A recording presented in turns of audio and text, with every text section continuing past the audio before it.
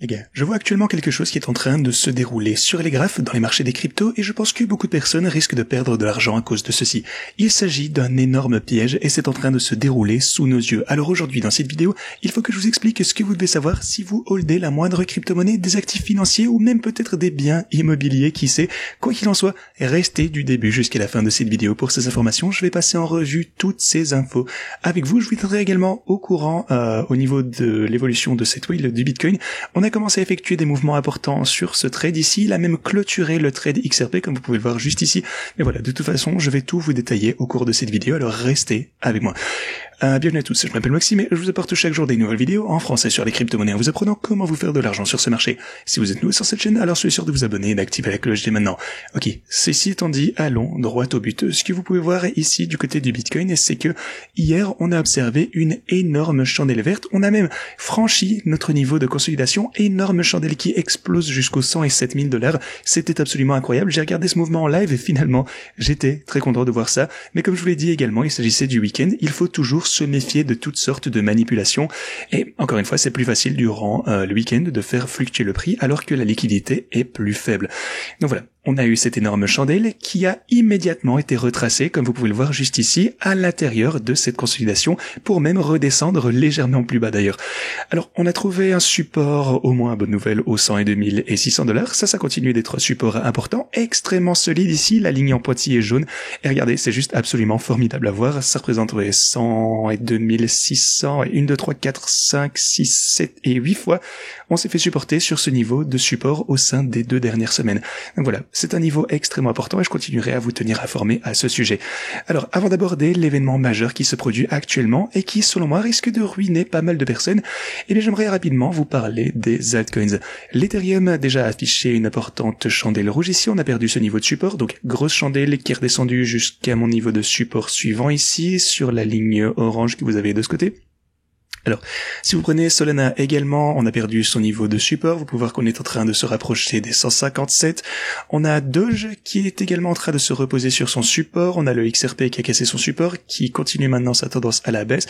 Alors pour le coup, on savait que les marchés risquaient d'être instables aujourd'hui, ce lundi, parce que énormément de personnes s'attendaient à une réaction, en fait, à la dégradation de la note de Moody's. Alors comme vous le savez, vendredi soir, Moody's a annoncé que la note de crédit des États-Unis n'était plus aussi bonne qu'elle l'était auparavant, et ceci, on s'attendait vraiment à ce que ça provoque énormément de remous aujourd'hui, on le savait déjà, je vous en ai parlé d'ailleurs dans ma vidéo d'hier, mais quoi qu'il en soit, je ne comptais pas clôturer mes transactions, et je vais vous expliquer la raison pour laquelle je décide de faire ça. Néanmoins, ça a entraîné une baisse des marchés à terme, et vous pouvez voir que maintenant, on est au niveau de support des 5900 sur ma ligne orange ici.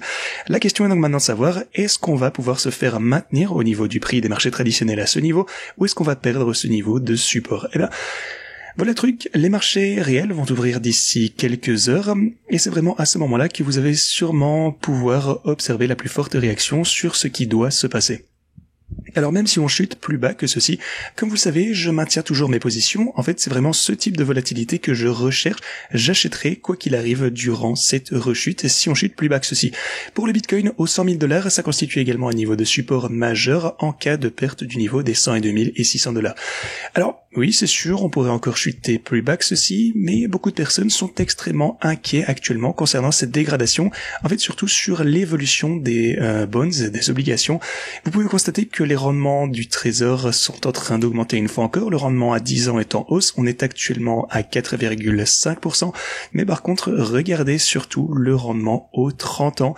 Ici, on est en train de bondir vers les 5%, là actuellement on est à 4,9%, mais on est venu les toucher, mais surtout pourquoi est-ce si problématique? Eh bien parce que comme vous le savez, les acteurs du marché boursier peuvent s'attendre à un rendement annuel moyen qui est compris entre 6 et 8%, et eh bien, si vous placez votre argent dans un investissement garanti, pour ainsi dire, et obtenir donc ces 5% de rendement, pourquoi risquer votre argent en bourse pour 3% supplémentaires alors que vous pouvez obtenir 5% de rendement garanti? Et voilà pourquoi les marchés sont instables actuellement et pourquoi la hausse des rendements des bons du trésor pose vraiment un problème majeur sur l'économie. Ça incite les gens à retirer leur argent des marchés boursiers, donc de l'immobilier, des matières premières, etc. et de placer ceci simplement dans les bonds, dans les obligations du trésor qui sont beaucoup plus safe et pourtant qui ont le même rendement. Et ça met l'économie à rude épreuve parce que lorsque ces taux augmentent, les taux d'intérêt souvent ont tendance à suivre le même chemin.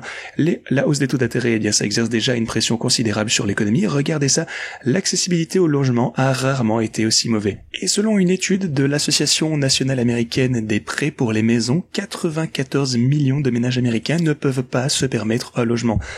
À 400 000 $, pardon, précision. Donc, ici, c'est une analyse de constructeurs immobiliers. C'est un problème avec la hausse des taux d'intérêt. Bien sûr, ça devient un énorme problème, mais voici ce que peu de gens comprennent, c'est la raison principale pour laquelle je pense que la plupart des personnes vont être ruinées. Je pense que la plupart des personnes vont regarder cette situation et se dire, ok, vendez tout, on va assister à un énorme crash.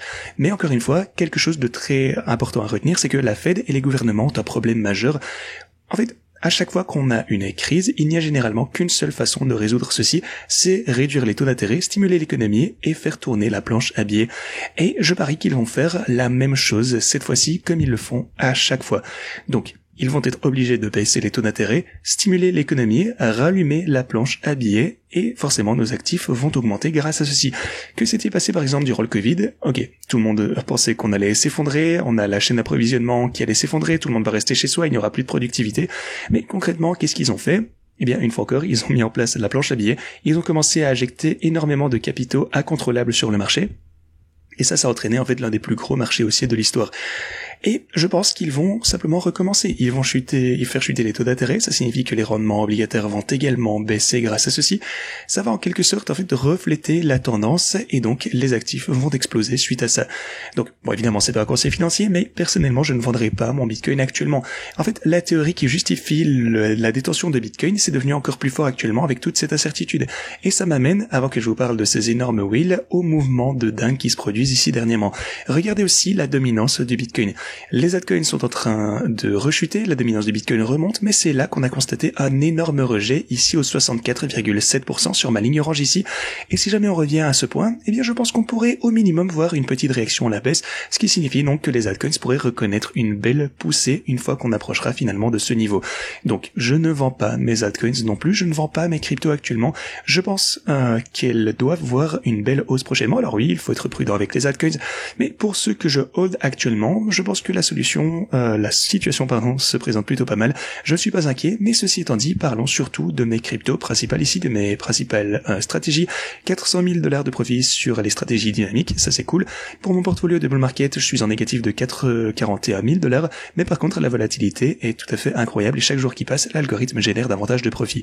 Ce que je voulais vous dire avec ceci, c'est que vous savez que je n'ai investi que la moitié de mon argent et les gens me demandent quand je vais déployer les 5% restants. Alors, je vais essayer de faire preuve de beaucoup de patience avec ceci. Je vais attendre. Si la chute est significativement plus basse, alors je vais déployer davantage, ajouter les 50% suivants. Mais pour le moment, je pense que ce n'est pas encore du tout inquiétant. Je vais essayer d'être beaucoup plus conservateur. Je pense toujours qu'on pourrait voir un gros boom, un gros rebond, mais si le cours chute, je déploierai. Bien sûr, je vous tiendrai au courant de toute façon au fil des prochaines vidéos. Alors, si vous souhaitez commencer à utiliser mes stratégies de trading, inscrivez-vous déjà sur Pionex. Vous avez le lien en description. Inscrivez-vous ici puis réclamez vos bonus de dépôt. Ensuite, vous trouverez mes cryptos principales de ce côté, ainsi que mon wallet de bull market ici. Donc voilà, vous pouvez utiliser n'importe lequel de ces liens ici. Si vous souhaitez l'utiliser pour votre altcoin préféré, cliquez sur ce lien pour accéder à plus de 180 autres altcoins où vous pourrez également utiliser des stratégies de trading. Ok, ceci dit, parlons de ce trader de dingue dont on discute depuis un petit moment. Alors, hier, il a pris des mesures urgentes. Tout d'abord, alors que le Bitcoin était en plein essor, il a clôturé sa position XRP et il a également pris des bénéfices sur Bitcoin et PP. Si vous regardez les récents ordres de vente, vous pouvez voir qu'il a clôturé ses longs pour KPP, donc 1000 pp ici, et ouais, vous pouvez voir qu'il l'a fait également pour le Bitcoin. Donc il a pris des bénéfices sur le Bitcoin et vous pouvez voir qu'il a pris ses bénéfices sur le XRP également. Vous pouvez voir que XRP pour le coup c'était une position en perte, mais voilà, il a tout de même clôturé toutes ses positions XRP. Mais ce qu'il a fait par la suite, c'est que lorsque le Bitcoin a rechuté, eh bien il a commencé à rajouter davantage. Regardez ceci, on a presque un demi-milliard de dollars en Bitcoin sur cette position qui est ouverte actuellement. Donc il est extrêmement bullish, il a pris une énorme position longue, juste d'une taille de malade.